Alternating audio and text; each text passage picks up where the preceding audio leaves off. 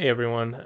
So I wanted to talk about the importance of being able to tap into memories from either your childhood, possibly even past lives, and to be able to connect to them and feel them, and specifically memories that involve trauma. And not to be dramatic about it, just saying, oh, I always feel weird using the word trauma, especially with my life, because I've never really felt like I've experienced too much trauma, really. I had a good childhood, but still, everyone experiences trauma to some degree, and that energy will be stored in your body forever unless you consciously are aware of it and acknowledge it and feel it. And for me specifically, I just wanted to point out that I don't have good memory of my childhood, really before the age of 10. So I don't really have access to much. But I've experienced many times now where a memory that I have no idea even existed has came to me through meditation or some other, you know, possibly being in a healing session. Just consciously being aware of it has made impacts on my health and my healing. So I wanted to discuss that just to give a brief description of my experience with that. I've already stated in my very first video about a memory that came up when I was a baby, and I'm not going to go into any detail about what it was, but more importantly, what happened after the fact and the emotional release, the physical release that I got from that, and the opening of my heart, honestly, that to accept more love.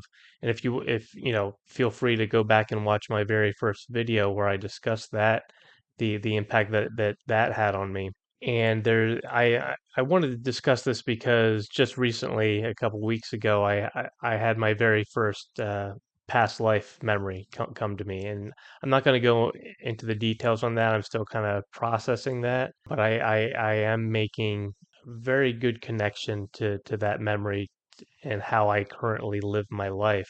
It did happen to be pretty dark, and I was always interested in trying to access things like that, but I just never had too much confidence in being able to access past life memories. So I've never purposely attempted to do that. This past life memory just happened to come up randomly. And so and when they happen like that, you just have this knowing that this is true.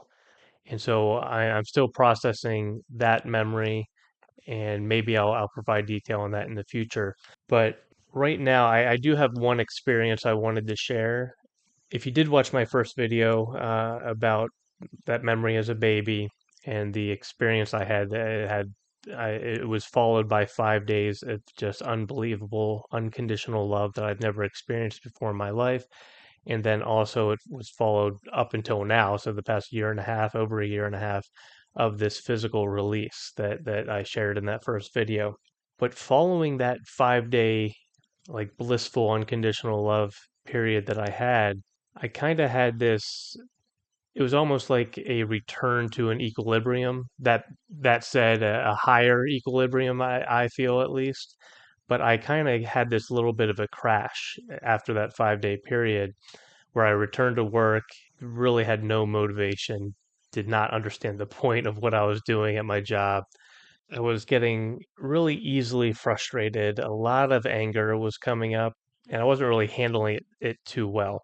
It was okay, but I was fine, but it just was a drastic change that occurred. But I had this moment where this memory came, and it's amazing how it even came to me because during I was attempting to meditate and I couldn't, and I was really frustrated, and so I was very surprised at how connected I was able to get to be able to access this memory, to be able to access my higher self and get messages.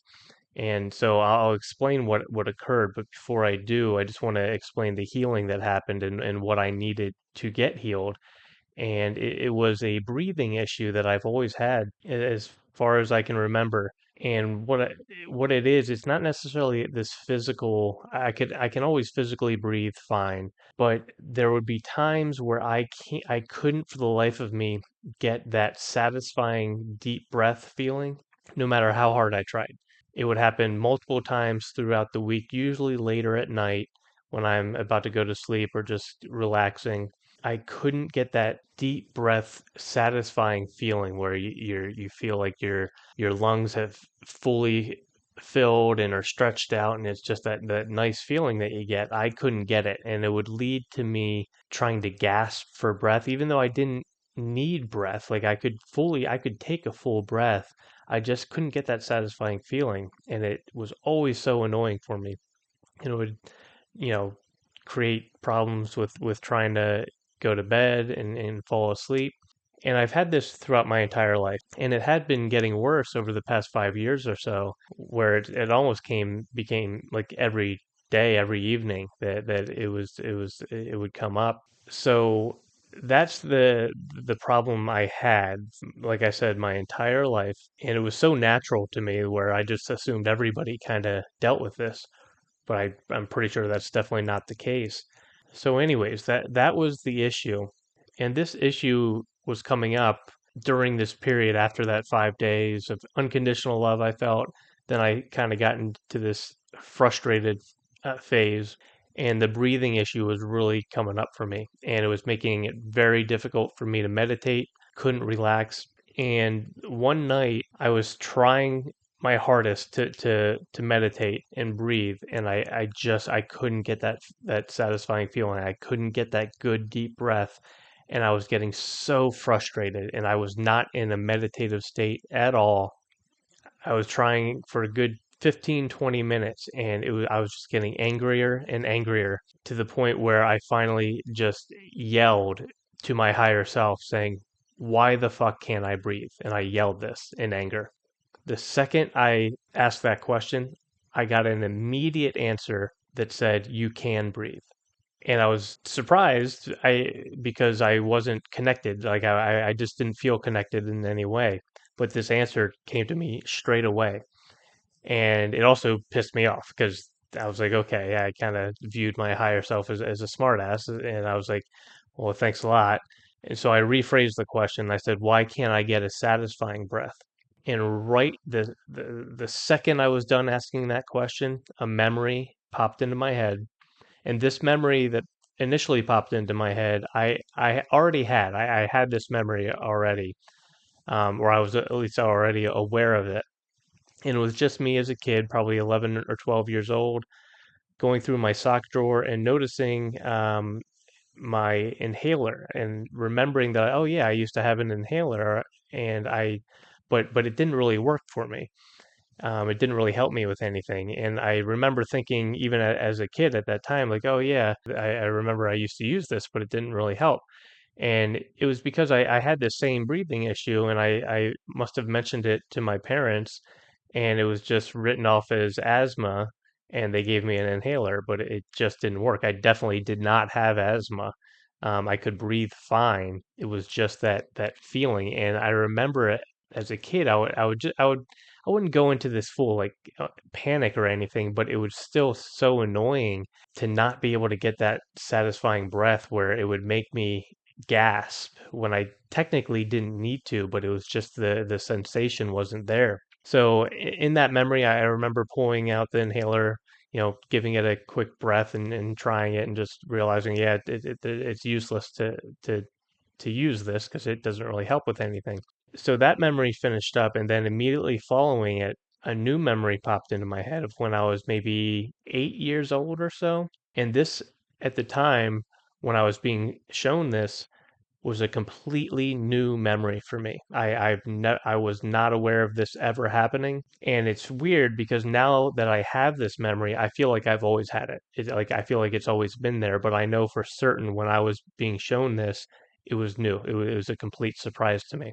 And what the memory was, it was just me and an older kid. We were just kind of wrestling around, and he was much bigger than me, and he was much stronger than me, and we were just kind of wrestling around, hitting each other with pillows. And at one point, he puts me in this blanket, and it was a very heavy blanket, and it was a very hot and humid day.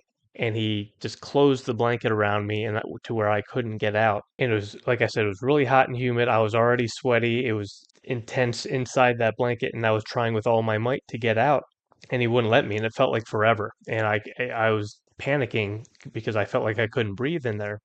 And I just want to say there was no like bad intentions. We were just fooling around. The kid didn't wasn't doing anything purposely to hurt me. He was just messing around. But I was panicking and I was screaming, "Let me out!" Screaming that I couldn't breathe. And as I'm watching this memory, as I'm saying, yelling, "I can't breathe," I kind of went into inside the blanket with him and said, "You can breathe." And I just sat there with him, and it really only took a minute or two to just kind of calmly sit with him and breathe. And after a minute or two, I got the most satisfying breath I feel like I've ever had in my entire life just from doing that. And that was it. And the one of the amazing things about that, and I didn't connect this until a couple weeks later, was the fact that how the roles reversed. So when I was in that meditation or trying to meditate initially, I was basically acting like a little kid and crying out and yelling, "Why can't I breathe?" And my higher self telling me, "You can breathe." And now the roles reversed, where I'm looking at at a younger version of me, my essentially my inner child, in a moment where he's yelling, he can't breathe. And now I'm coming down to him saying, "You can breathe," and helping him through it. And that's pretty profound to me, the way that happened. The other profound thing is the fact that I was even able to get access to this in the state that I was, because I was purely just angry. I wasn't in any meditative state at all. And the fact that this came to me was amazing. And also the immediate healing that I got. Maybe a couple weeks after that, the breathing issue would slightly come up, but all I had to do was access that memory again and sit with my that inner child and calmly breathe, and it would clear up within a minute. And that lasted a couple weeks, and then after that, that issue is completely gone. If it ever came up here and there, just, having a hectic day and then you're trying to calm down at night, maybe it comes up, but I could easily just sit calmly and breathe, and it will only take a minute or two to be able to feel that satisfying breath. So the healing I got was immediate just from accessing that memory that I wasn't ever even aware that it ever occurred. And this was a breathing issue that I've had my entire life essentially. And just with that, this one experience, it is now completely gone. And it's so amazing to me that accessing memories has that type of power. And it's so interesting how these random things just come to you. If you start to meditate and really pay attention and really feel through your emotions, things will just come to you without you even knowing something needed to be healed. I had no intent at that point in time to heal my breathing issue.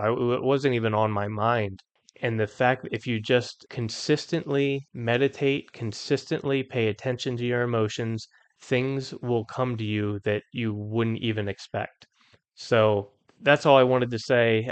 It was a pretty profound experience for me, both that one and, of course, the memory I had earlier as a baby. And both have had huge impacts on my life and my physical body, and specifically the disease, type 1 diabetes, that I'm trying to heal. Just accessing these memories have opened up so much for me and so much healing. And it's almost as if I didn't even need to do anything. Just learning the memory automatically healed it, which is also just so amazing to me. And it's really special. So that's all I wanted to share. I hope everyone's doing good, and I'll talk to you later.